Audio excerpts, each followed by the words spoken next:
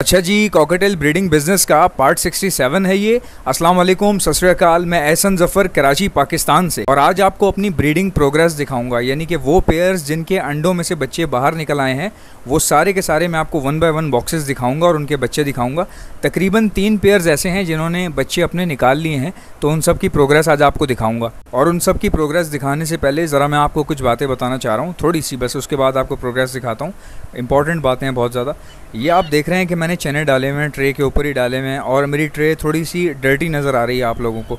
काफ़ी लोग मुझे कहते हैं कि यार तुम्हारी ट्रे ना थोड़ी सी डर्टी होती है, तो इसके बारे में बताओ कि तुम काफ़ी कुछ जानते हो कॉकटेल के बारे में, हमें इतना कुछ बताते हो, लेकिन तुम्हारी अपनी ट्रे इतनी गंदी क्यों है, यानी कि कचरा क्यों है थोड़ा बहुत।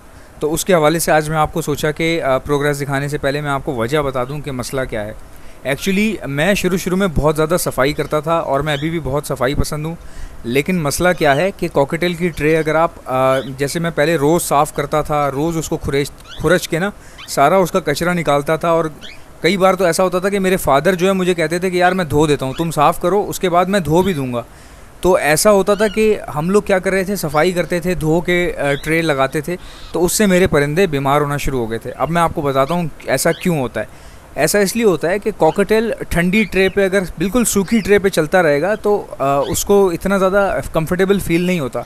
थोड़ा सा आप कह लें मट्टी होनी चाहिए, या लकड़ी का बुरादा होना चाहिए, या फिर जो कंगनी वगैरह ये खाते हैं उसका छिलका वगैरह जो गिरता है वो होना चाहिए, इससे ये बिल्कुल सही रहते हैं। अब इसका ये मतलब भी नहीं है आप जो है ना कचरे का ढेर जमा कर लें अपने पिंजरे में।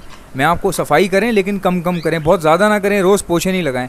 तो ये इनके बच्चे देख लें, माशाल्लाह से 4 बच्चे निकले हैं, और अभी इस वक्त ये भूखे हैं क्योंकि अभी मैंने इनके पेरेंट्स को चने डाले हैं, तो वो नीचे चने खा रहे हैं। बिल्कुल अभी डाले हैं वीडियो बनाने से पहले, तो वो नीचे जो है वो चने खाएंगे, और तकरीबन जैसे ही वो खा के फारिग हो जाएंगे तो फिर ऊपर आएंगे, इनको फीड करवाएंगे। सुबह से अभी ये बच्चे भूखे हैं।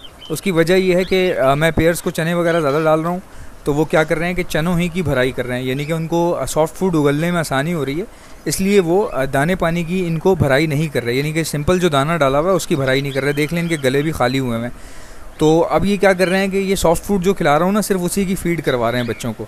तो आप लोग अक्सर यही गलती करते हैं, सॉफ्ट फूड या तो कम डालते हैं या फिर डालते ही नहीं हैं। जिन्होंने बच्चे दिए हैं उनको सॉफ्ट फूड अच्छा डालें और उसी हिसाब से डालें। अभी ये माशाल्लाह 4 बच्चे हैं, तो मैंने इनके हिसाब से सॉफ्ट फूड डाला हुआ है। और अभी ये दोपहर का टाइम है, यानी सुबह का टाइम है, और शाम को मैं फिर एक दोबारा सॉफ्ट फूड कुछ डाल देता हूँ शाम को, क्योंकि 2 टाइम होते हैं, उसी टाइम पे ये फ़ीड करवाते हैं।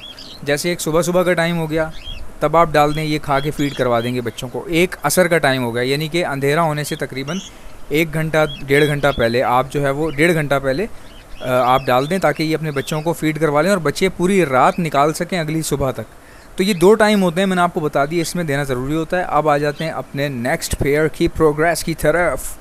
तो ये देख लें आप, ये फ़ीमेल है और पीछे इसका मेल है क्रीम कॉकटेल का, और ये पर्ल वाली जो है वो फ़ीमेल है। ये माशाल्लाह से मेरा बहुत पुराना पेयर है, समझ लें कि ये पूरा सेटअप इसी ने खड़ा किया, यानी कि ये एक ही पेयर ब्रीड कर रहा था मेरे पास। इसके पट्टे में जमा करता गया, तो कुछ मैंने 1-2 बाहर से भी उठाए पेयरिंग लगाने के लिए और सिबलिंग्स को अवॉइड करने के लिए। तो माशाल्लाह से ये पूरा सेटअप इन्होंने खड़ा किया, और अब आज भी इन्होंने ब्रीड की हुई है, और ये जितने अंडे निकालते हैं उतने ही बच्चे निकलते हैं। लेट सपोज़ कि इन्होंने अगर 4 अंडे दिए हैं तो 4 के 4 बच्चे निकलेंगे, 5 अंडे दिए हैं तो 5 के 5 बच्चे निकलेंगे। इनकी पूरी ज़िंदगी में, यानी कि पिछले 5 सालों में टोटल इनके 2 बार अंडे यानी कि 2 अंडे ऐसे हुए हैं, 2 अंडे वो डेड इन शेल हुए हैं इनफर्टाइल नहीं, डेड इन शेल, यानी कि पूरे 5 सालों में पिछले सिर्फ 2 अंडे इनके डेड इन शेल हुए हैं, और इनफर्टाइल तो कभी हुआ ही नहीं। ठीक है जी। अच्छा, अभी मैं आपको इनके बच्चे दिखाता हूँ। इन्होंने 3 बच्चे दिए हुए हैं, और पहले भी आपको एक बार शायद दिखाए थे, लेकिन उस टाइम बिल्कुल निकले थे अंडों से और निकलना शुरू हुए थे। तो ये देख लें माशाल्लाह से गोलू मोलू। तो ये बच्चे जो हैं वो 3 बच्चे हैं, और एक अंडा पड़ा हुआ था इसके अंदर, वो फर्टाइल था, लेकिन मैंने कल देखा कि उसमें डेड इन शेल हो गया, बिल्कुल ताज़ा अंडा था। उस डेड इन शेल को जब मैंने एग्जामाइन किया तो उस वक्त वीडियो बनाना मैं भूल गया क्योंकि शाम हो रही थी। सीन ये हुआ कि जो बच्चा अंडे से बाहर निकलने के लिए जो पहली चोंच मारता है, यानी कि पहला जो कह लें कि दराड़ मारता है अंडे के ऊपर, वो उसने मार ली थी और सुराख हुआ था, यानी कि मुझे बाहर से ही बच्चे की आंखें नज़र आ रही थी। उसने बिल्कुल एक सुराख कर लिया था चोंच मार के।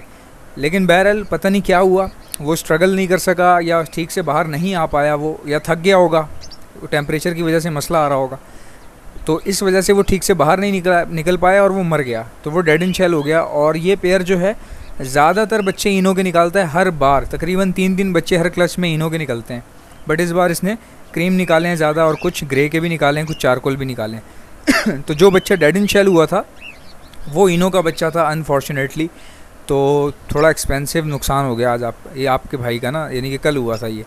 तो अब ये देख लें 3 बच्चे हैं माशाल्लाह से। इसके बाद भी मैं आपको एक पेयर दिखा देता हूँ, उसकी प्रोग्रेस भी दिखा देता हूँ। ये मेरा पेयर है, ये इसमें क्रीम की फ़ीमेल है, इसमें उल्टा है, इसमें क्रीम की फ़ीमेल है और इनो का मेल है। ये सामने आप देख रहे होंगे, ये क्रीम की है और इसके अंदर जो बॉक्स के अंदर जो बैठा हुआ है मेल वो इनो का एल्बिनो रेड आइज का मेल है।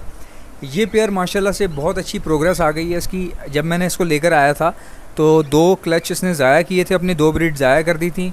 उसके बाद 2 ब्रीड ज़ाया इस तरह से की थी कि इनकी फर्टिलिटी नहीं आ रही थी, लेकिन फिर भी मैंने इनको टाइम दिया तो अब इनकी फर्टिलिटी आ रही है, बच्चे भी निकाल रहे हैं। पिछले क्लच में इन्होंने तकरीबन 4 बच्चे निकाले थे और जिसमें से 3 इनो के थे और एक जो है वो क्रीम का था। इस बार क्या हुआ है कि इन्होंने 4 अंडे दिए जिसमें से 2 इनफर्टाइल हैं और मौसम की वजह से ऐसा हुआ, गर्मी बहुत ज़्यादा पड़ रही थी और बॉक्स में जो है बुरादा भी नहीं डाला हुआ मैंने, इस वजह से इसके 2 अंडे इनफर्टाइल थे और 2 जो हैं वो फर्टाइल थे, जिनमें से एक में से बच्चा निकल आया है और दूसरा जो फर्टाइल अंडा है उसमें से बच्चा नहीं निकला। तो मुझे डाउट है कि उसमें डेड इन शेल हो गया होगा लाजमी। उसकी वजह क्या है, वजह मैं आपको बताता हूँ। अंडे के दिन जो है ना ज़्यादा हो गए हैं, बहुत ज़्यादा हो गए हैं, यानी कि इस वक्त तक मेरे हिसाब से उसमें से बच्चा निकल जाना चाहिए था, ठीक है, लेकिन बच्चा नहीं निकला उसमें से। तो मुझे डाउट हो रहा है कि डेड इन शेल हो गया होगा, क्योंकि एक बच्चा जो निकला है उसको काफ़ी दिन हो गए निकले हुए, तकरीबन 3 दिन हो गए हैं, 3 से 4 दिन। देखें इसके बच्चे को, देखें आप ज़रा साइड पे। अब आपको कुछ याद आ रहा है इस बच्चे को देख के? इसी साइज़ के बच्चे बाकी बॉक्सेस में, यानी कि इससे पहले जो मैंने वीडियो में पेयर जो दिखाया, इससे पहले जो पेयर दिखाया मैंने इसी वीडियो में, उसके बच्चे इसी साइज़ के हैं। अब आप देखें, मैं आपको शफलिंग करना सिखाता हूँ। पहले भी एक बार छोटी सी शफलिंग बताई थी, ये एक और नया एक्सपीरियंस सीख लें। अब इसके 2 अंडे जो हैं वो इनफर्टाइल हैं और एक जो है वो मेरे ख्याल से डेड इन शेल हो गया होगा। अब ये बच्चा इसका किस साइज़ का है, ठीक है, इससे पहले जो पेयर दिखाया उनके बच्चों के साइज़ का है, बिल्कुल मैच कर रहा है। उनकी भी 2-3 बच्चों की आंखें बंद हैं, इसकी भी, उनकी भी 2 बच्चों की आंखें बंद हैं और इसकी भी, इस बच्चे की आंख अभी बंद है और साइज़ भी तकरीबन उन्हीं के जैसा है। ठीक हो गया जी। अब मेरे ख़्याल से मुझे इस बच्चे को निकाल लेना चाहिए और मैंने ये बच्चा निकाल लिया आपको दिखाने के लिए। इनके अंडे भी एग्जामिन करेंगे इसी वीडियो में, मैं आपको दिखाऊंगा। भाई मेरी वीडियोस नॉलेज पर डिपेंड करती हैं। अगर आपको लेट सपोज़ के एमराल्ड देखना है, कुछ और देखना है, तो वो आप कहीं विज़िट कर लें। इन बातों से आप बहुत कुछ सीखेंगे जब आपका सेटअप होगा। देखें कितना प्यारा बच्चा है, ओ छोटे बच्चे, ओ छोटे बच्चे, देखें कितना छोटा बच्चा है। तो माशाल्लाह से ये जो है वो आई थिंक, हाँ, ये लोटिनो का बच्चा है, यानी कि क्रीम कॉकटेल का बच्चा है, रेड आइज़।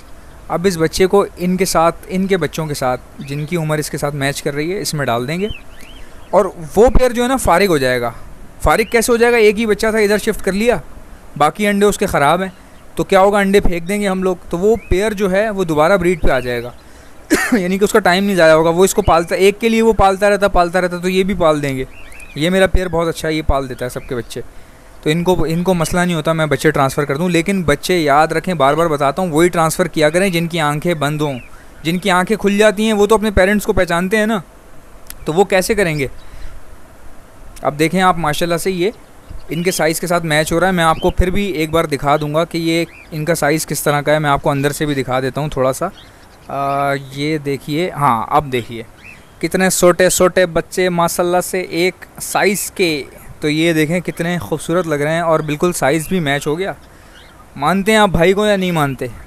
ये बताएं कि आप भाई को मानते हैं या नहीं मानते। अभी हम क्या करेंगे, अब हमारा नेक्स्ट स्टेप जो होगा वो ये होगा कि हम इनके जो अंडे हैं ऊपर वाले पेयर के, वो एग्जामाइन कर लें। कहीं ऐसा ना हो भैया उसमें बच्चा बेचारा निकलने वाला वो अंडे में से और हम उठा के फेंक दें उसको, तो उसको एग्जामाइन करना बहुत ज़रूरी है। पहले बॉक्स बंद कर लेते हैं आराम से और इसका भी बॉक्स देख लेते हैं। इसको भी खुला, इसके अंडे उठा लेंगे हम लोग। ये देखें, ये आपके भाई ने कैसे प्रोफेशनल तरीके से पीछे हटाया इसको। अच्छा, अंडों के सामने हाथ लाना पड़ता है फ़ौरन से, क्योंकि ये जब आपको अटैक करते हैं ना, जब हल्का सा एक फन फनाते हैं उस फन फनाने में अगर इन्हीं की चोंच अगर इनके अंडे पे लग जाए तो अंडे फूट सकते हैं। तो मैं क्या करता हूँ, फ़ौरन से पहले अपनी हथेली जो है आगे कर लेता हूँ, यानी अंडों के आगे, और फिर अंडे उठा लेता हूँ। इससे ये होता है कि कोई भी खलबल्ली होगी तो अंडों को कुछ भी नहीं होगा। ठीक है जी। तो ये देख लें माशाल्लाह से भी अंडे उठा लिए हैं। और वैसे तो मुझे शेल देख के पता चल रहा है, लेकिन आप लोगों के लिए आपका भाई एग्जामिन करवा देगा। कमरे की लाइट ऑफ़ होनी चाहिए और एक आपके पास टॉर्च होनी चाहिए। ठीक है, कमरे की लाइट ऑफ़ कर दें, टॉर्च को जलाएं, कमरे में अंधेरा होना चाहिए, तब जाके आपको पता चलेगा। अब देखें येलोइश नज़र आ रहा है, इसमें कोई वेन्स नहीं है, कुछ नहीं है, और तकरीबन इस अंडे को 18 दिन हो गए। इसका क्या मतलब है कि येलो अंडा इनफर्टाइल है। पहले दिन का अंडा इस तरह का होता है, क्योंकि ज़ाहिर है पहले दिन तो फर्टाइल नहीं होगा ना, वो उसको टाइम लगेगा, मगर ये 18 दिन का है और इसमें फिर भी पहले दिन वाली हरकतें ही हैं, तो इसका मतलब है कि ये इनफर्टाइल है, कुछ भी नहीं है इसमें। देखें बिल्कुल येल्लू डर्टी फेल्लू। तो ये इस तरह से देखें, कोई इसमें फर्टिलिटी नहीं है, कोई शो नहीं हो रही। आपको भी थोड़ा सा आइडिया हो जाएगा, जो लोग न्यू कमर हैं उनको अच्छे से पता चल जाएगा। अच्छा, मुझे इसकी ज़रूरत नहीं थी टॉर्च वॉर्च करने की, मुझे पहले ही पता चल गया था, क्योंकि मैं शेल देख के बता देता हूँ। अब ये अंडा देख लें, ये अंडा फर्टाइल है। ठीक है, थोड़ा रेडिश नज़र आ रहा है कहीं ना कहीं से, मैं आपको दिखा देता हूँ उसको घुमा के। ये इसको घुमा के दिखाते हैं, ज़रा सब्र करें आप, सब्र करो। ये घूम जा बच्चा जमूरा। हाँ, ये देखें हल्का हल्का रेडिश नज़र आ रहा है, और ये ब्लैकिश जो एरिया नज़र आ रहा है, इससे साफ जाहिर हो रहा है कि बच्चा डेड इन शेल हो गया है। ठीक है जी, बच्चा बना लेकिन अंदर ही मर गया है, टेम्परेचर की वजह से या किसी भी वजह से, बुरादा भी नहीं था या जो भी था, बच्चा अंदर ही मर गया है। और अंदर मरने के बाद वो खुश्क हो रहा है, अंदर सूख रहा है यानी कि, तो इसलिए ये अंडा काला नज़र आ रहा है आधा, लेकिन माशाल्लाह से ये फर्टाइल था। बैरल डेड इन शेल हो गया, बच्चे के अंदर मौत हो गई, मौत। तो बच्चा जो है वो अंदर ही मर गया है। अब इसको हम क्या करेंगे, सारे अंडे इसके फेंक देंगे। फेंकने से फ़ायदा ये होगा कि वो हमारा पेयर जो है वो ब्रीड पे आ जाएगा। मुझे उम्मीद है जो मैं नॉलेज देता हूँ, रिसर्च आपको प्रोवाइड करता हूँ, उससे आपको फ़ायदा होगा आने वाले वक्तों में आपके। लाइक कर दीजिएगा प्लीज़। अल्लाह हाफ़िज़।